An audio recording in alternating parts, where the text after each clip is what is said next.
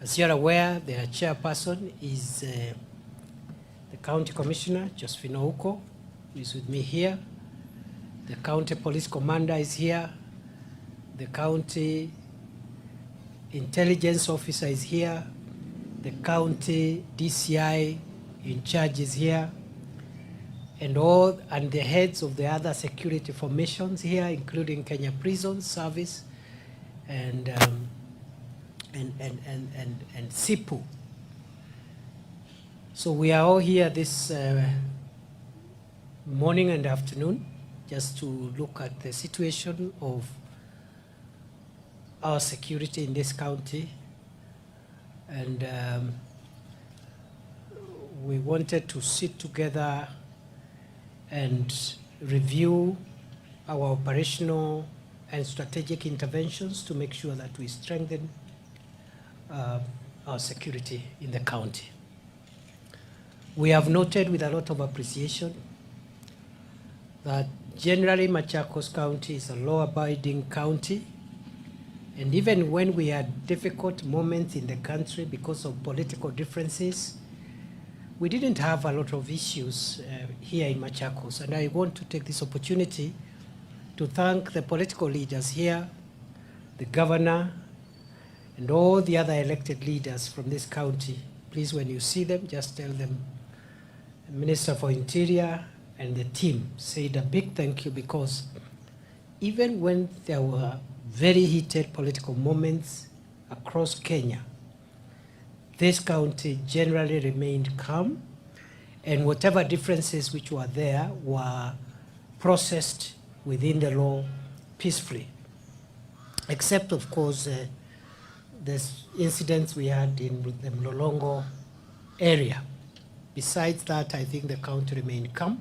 I am grateful to the political leaders of this county for being mature to know that you can process your political differences lawfully, peacefully, and within the law. I must also thank my colleagues, both those who are here with me and those who are not here with me, at all levels and ranks, all security officers working in this county from all the agencies, including GAO, the National Police Service, including the Kenya Police Service, the Administration Police Service, the DCI, and the NIS, and all the other agencies that are represented here in Machakos for doing a good job. Generally, the county is okay. However, we have noted we have a number of problems that we must address. And today, this afternoon, we just want to assure the people of Machakos that we are rolling out a new strategy for security management to make sure that this county is even safer, more secure, and so that we can provide a conducive working environment for the people of Machakos to carry out their duties, their day-to-day activities, so that we build our county and we build our country. We do have a number of challenges which we have to work on. The first one, as you're aware, we have rolled out a nationwide campaign and security operation to apprehend and neutralize the threat that is posed by traffickers in narcotic drugs, psychotropic substances, as well as illicit killer brews. For a long time in our country, we have treated the matter of narcotic drugs, psychotropic substances, and killer brews as a social problem because of what these substances do to our young people, because they lead to broken families. For a long time also, we have treated these substances as affecting our economy, because many of our people who are productive, instead of spending the day creating livelihoods for their families and building the economy, they waste time taking hard drugs and drinking killer brews. is a nationwide problem. But starting recently, the National Security Council has determined that this problem of narcotic drugs, psychotropic substances, and killer brews is no longer just a social problem. It is no longer just an economic burden to the country. It is now an existential threat to the sustainability of our country. It is our view as the country's security managers that unless we completely destroy the capabilities of drug traffickers and those who manufacture killer brews, our country's population is going to be altered in a major and dramatic manner. And unless we stop these vices now and conclusively, 10, 20, 30 years from now, we will not have a generation that can take up civic responsibilities. We will not have journalists, we will not have police officers, we will not have farmers and teachers, nurses, and all the other people that build a country. And for that reason, we have declared that those who manufacture, transport, distribute, and even consume hard drugs and killer brews and psychotropic substances, those that follow in that category are enemies of Kenya, just like terrorists, bandits, and organized criminals. And we are going to use all the resources that Kenya has. We are going to use all the security infrastructure that this country has to crush, defeat, and overcome those that are engaged in destroying future generations by enslaving our children in hard drugs and killer brews. And therefore, each county has been directed to generate a county-specific operational plan. And here in Machakos, we've already mapped out what we need to do. Already quite some progress has been made. We have arrested nearly 300 people in the last 3 days. We have done 765 raids across Machakos County. We have apprehended motor vehicles that have been used to transport drugs and illicit, including counterfeit alcohol that is dangerous to public health. Ladies and gentlemen, we are not going to do a 2 months, 3 months, 6 months, 1 year operation.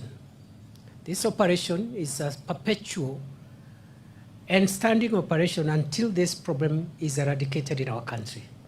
So we will go all the way as long as it takes to make sure that we clean this country from the scourge of drugs and the effects that it has on public safety and public health. In that connection, we are introducing very stringent legislation. As you are aware, we have cancelled and closed down all alcoholic outlets that are licensed contrary to the law, especially the law relating to Alcoholic Drinks Control Act. And therefore, all alcoholic outlets within 300 meters to public amenities, including basic education institutions, must be closed.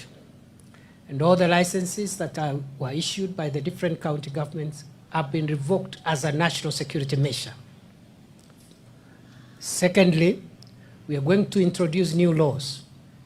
These laws will categorize those who manufacture, sell, distribute, and consume hard drugs, psychotropic substances, and illicit killer brews.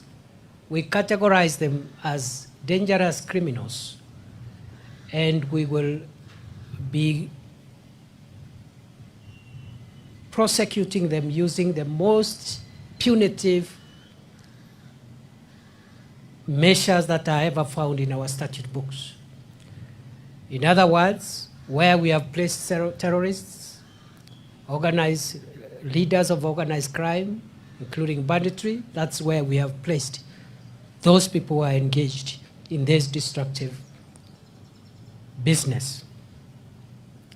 Since this is a national security threat, we will not entertain any commercial, economic, or social interests to override the national security interests.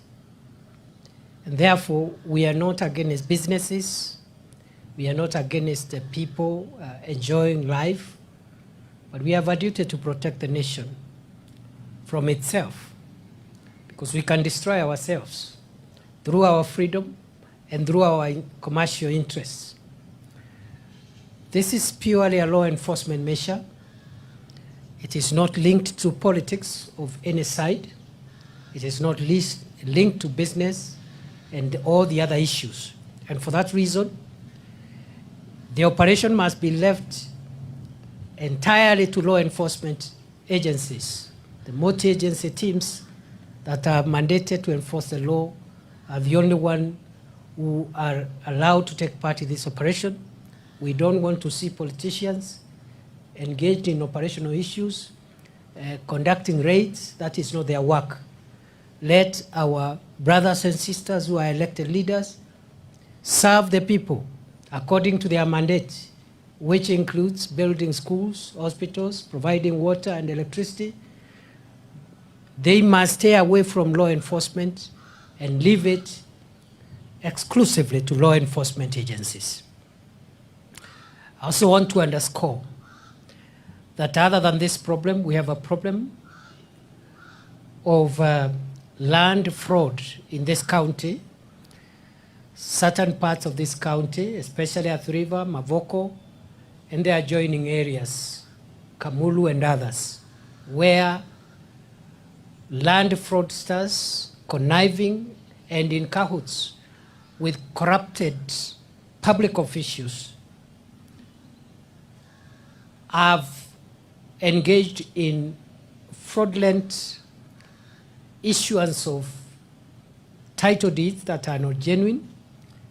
Secondly, the invasion of people's private property by hired goons who are paid to unleash violence to genuine landowners. And there are others who have invaded large tracts of public land. And therefore, we are going also to come heavily to enforce the law, to get rid of all organized criminal gangs that are terrorizing the people, including genuine landowners of private and public land.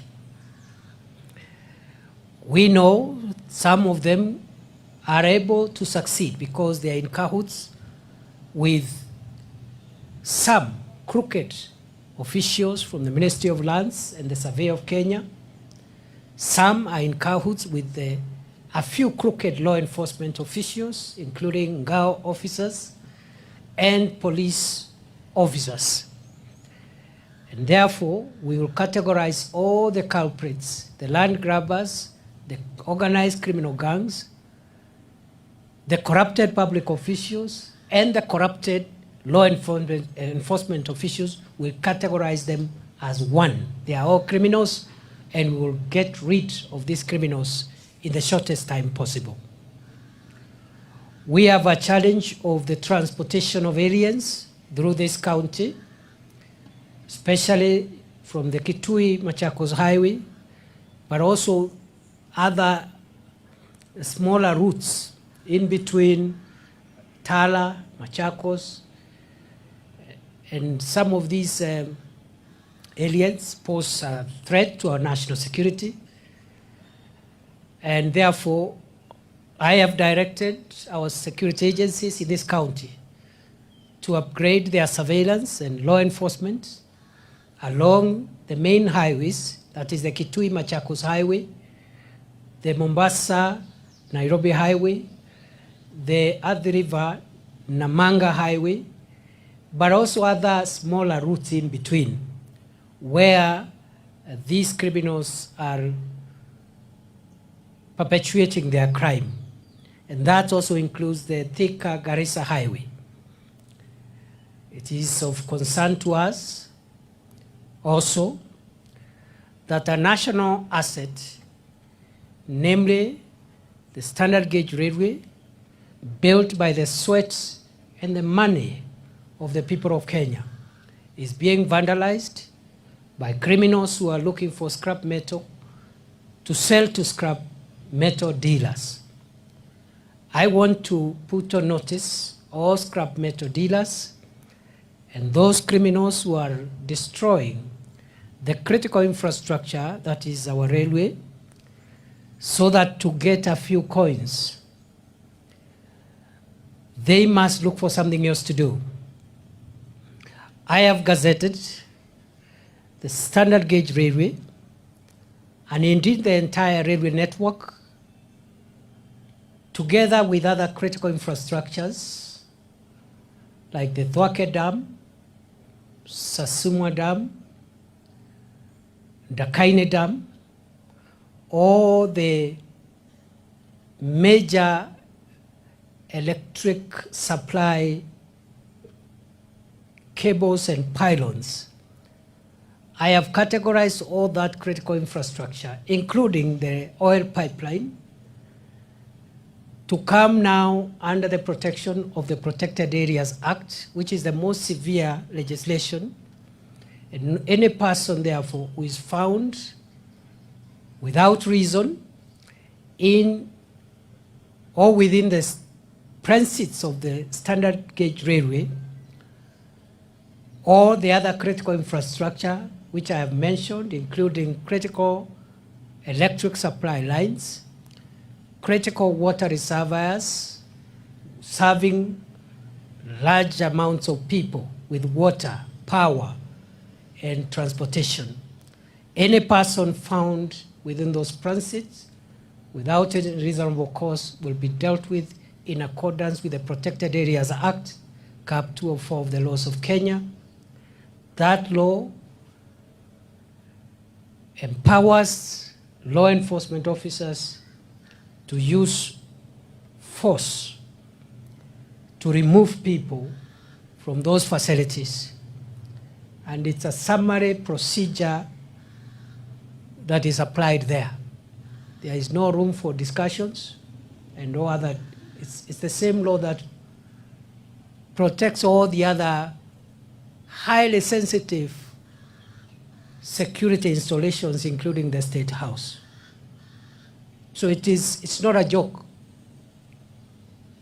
Wale watoto na vijana wanaenda kutafuta chuma pale kwa reli ya kuuza. Sheria imetumika sasa, ambayo ni sheria ya sehemu ambazo zimepewa ulinzi mkali na maafisa wetu wa polisi na wale wengine ambao wanasimamia sehemu hizo wako na ruhusa wa kisheria kutumia nguvu kuondoa watu wale, kwa sababu wewe ukiwa mwizi wa chuma, wewe ukiwa mwizi wa scrap metal, unafikiri unaiba ile chuma ama unaiba ile bolt ama ile nut ndio upewe shilingi 200, lakini vile unavyofanya pale ni kuhatarisha maisha ya Wakenya wale ambao wanatumia gari ya moshi, kwa sababu ukihitilafiana na ule muundo msingi wa reli, kuna uwezekano wa ile reli kuanguka. Na unajua reli inabeba watu wengi na vifaa vingi vya dhamani. Kwa hivyo hakuna tofauti ya mwenye anahitilafiana na usalama wa reli na magaidi wa Al-Shabaab na wale magaidi wengine sugu. So the SGR, the railway network, critical water reservoirs, critical electricity pylons are now not only protected by our critical infrastructure police unit SIPU and the water protection unit of our National Police Service, but also they are now protected under the Protected Areas Act. Na kwa ufupi, hiyo sheria ni kali. Tafadhali, watoto watoke huko. Kama uko na ndugu ama rafiki unajua anaendanga kutafuta pale, atoke pale. Kwa sababu hiyo sheria hakuna maswali, hakuna procedure. Ukipatikana pale na wewe sio engineer, hujatumwa hapo na Kenya Railways ama kutengeneza dam fulani hapo, you are not an engineer, tunakusafirisha unaenda kwa shetani direct. So that is how serious it is. Hakuna procedure sijui ya nini sijui because that law is extremely, it's one of the laws that allow us to move fast to neutralize a threat. And you know, some of these threats, even bad people, the enemies of Kenya, if we don't become very vigilant, can come and hurt us using our critical infrastructure. So I've directed the county security team on the Machakos side to be very vigilant and support the railway police unit to support our SGR and other critical infrastructure. I've just come from Makwiny and I've passed the same message. I think the longest part of SGR is in Makwiny County, 248 kilometers. Again, the teams in Taita Taveta and the other counties all the way to Mombasa must support the SGR as our critical infrastructure and the other critical infrastructure we have. Kwa hivyo, mimi sitaki kuongea kuzidi hapo. Hapa Masaku na Makwiny kuna shida kidogo, kuna wazee wengine na vijana wanaume watu wazima wanaenda kusumbuana na watoto wa shule. Na sheria imekataa mtu mzima kuenda kusumbua kimapenzi mtoto ambaye hajahitimu miaka. Pia nimeambia wenzangu wakuwe wakali kwa wale watu wazima wanaharibia watoto maisha yao. Wengine nafikiri ni hiyo bangi na miadarati, wanaharibu hata watoto ambao wako na uhusiano nao wa kifamilia. Mambo ambayo yalikataliwa mpaka na shetani. Unaona mtu mzima ile mambo anafanya ni ile hata shetani mwenyewe hawezi fanya. Sumbua watoto wa shule, kulala na mtoto ambaye ni mtoto yako, mtoto ya ndugu yako. Hii mambo imekataliwa katika sheria ya Kenya na hata sheria ya mbinguni imekataa hii maneno. So wanaume wa Machakos mkiwaona mwambie mtu atafute mtu mzima ako na ID na mtu ambaye si mwanafunzi, amefikisha miaka na ametoka shule. Kama ako shule ni huko university, huyo ni mtu mzima. Na hata hiyo wafanye urafiki ambayo ni wa kihiari, sio kilazima. Tena ikiingia lazima inakuwa offense, inaitwa rape. So kuna hiyo maneno hapo tuchunge, na watu tu wakuwe wastaarabu. We should be an organized, respectable society, a community that has morals, that has people who know the boundaries. Watu wazima wakifanya mambo yao, sisi hatuulizi, bora sio ya lazima. Lakini maneno ya watoto hapana. Watoto wote waende shule, lazima. All children must be in school. And they must be protected from violence, including violence from their own family members who are using that advantage to harm our children. That is the biggest resource we have as a nation. They are the people who will take over this country and run it when all of us who are standing here will be gone. So, ni hayo tu kwa sasa.